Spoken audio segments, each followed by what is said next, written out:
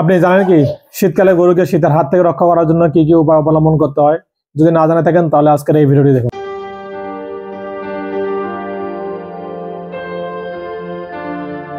আসসালামু আলাইকুম ভিউয়ার্স, রবি Agrotech channel থেকে আপনাদের সবাইকে স্বাগতম।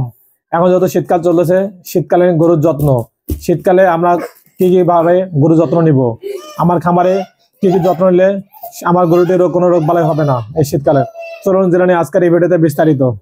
বর্তমানে যেহেতু শীতকাল চলতেছে, শীতে গরুর নানা রোগ দেখা যায়, এতে গরুর ওজন ও দুধ কিছুটা কমে যায়। শীতকালে গরুর যত্নে কতগুলো করণীয় আছে যেগুলো পালন করলে ক্ষতির সম্ভাবনা থাকবে না। শীতে করণীয়: খামারের চারদিকে দেওয়াল না থাকলে বা ফাঁকা থাকলে চট দিয়ে নয়তো মোটা কাপড় দিয়ে ঢেকে দিতে হবে, যাতে বাইরের ঠান্ডা হাওয়া বাতাস ভিতরে প্রবেশ করতে না পারে।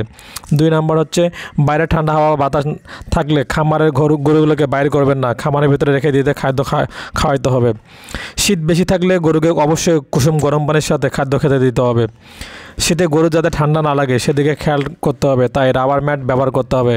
গরু রাবার ম্যাটে শুইলে কিছুটা ঠান্ডা থেকে রক্ষা পাবে, অথবা নিচে খড় বিছিয়ে দিতে হবে রাবার ম্যাট না থাকলে।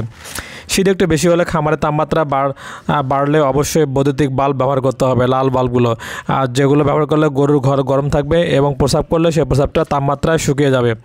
খামারে প্রতিটি গরুকে ভ্যাকসিনের কাজ সম্পন্ন করতে হবে, কারণ শীতে রোগ ব্যাধি বেশি দেখা যায়। খামারে কোনো দুর্বল গাভী থাকলে ওই গাভীর দিকে শীতে একটু বেশি নজর দিতে হবে, কারণ শীতকালে আমরা জানি গরুর ক্যালসিয়ামের ঘাটতি দেখা যায়, এর ফলে গরু মিল ফিভার রোগ হতে পারে, এর ফলে গরুটা শোয়া থেকে উঠতে পারবে না।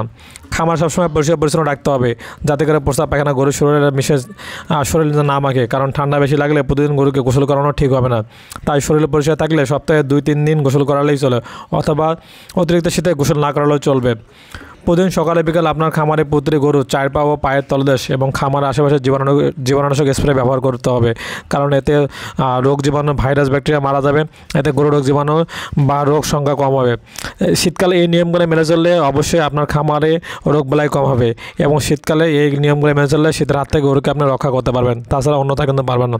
অন্যথায় যদি শীতের প্রকোপে আপনার গরুটি নিউমোনিয়া, মিল ফিভার, গলা ফুলা আরও বিভিন্ন ধরনের রোগে আক্রান্ত হতে পারে, এতে আপনার গাভীরা মারা যেতে পারে এবং আপনি আর্থিক ক্ষতির সম্মুখীন হতে পারেন।